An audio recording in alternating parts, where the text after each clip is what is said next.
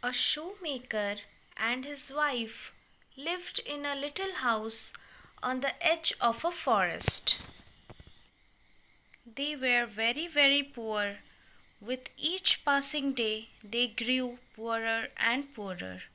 At last, there was nothing left in their house but a little amount of money.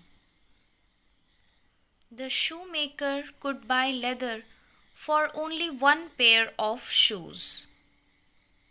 He cut out the leather and left it on a bench in his workshop. He went back to his home. After taking his dinner, he slept. Next morning, he with his wife went to his workshop to finish the shoes.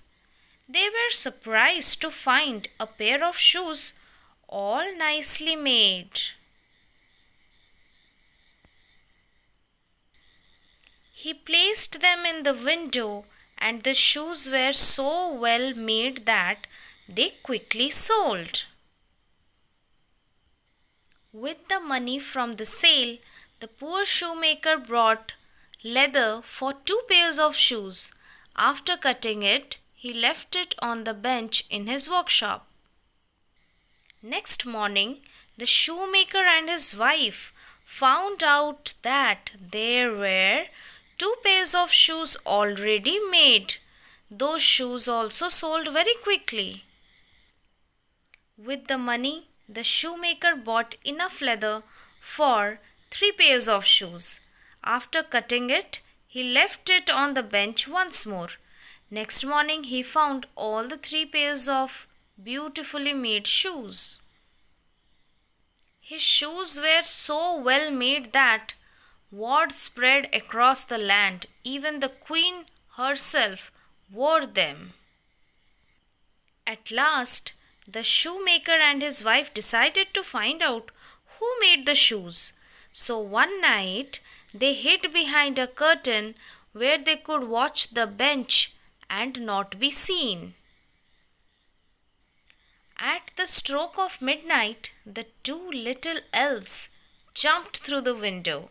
They skipped and danced up to the bench, sat down with their legs crossed, and began to work at the leather.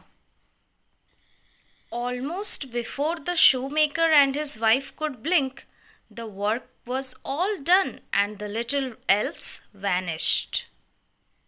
Next day, the shoemaker and his wife prepared clothes and shoes for the little elves and left them on the bench.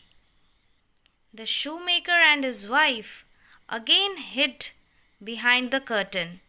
The tiny elves jumped into the workshop and soon saw the clothes and the shoes. They clapped their hands out of joy. They put on their clothes and skipped out of the window.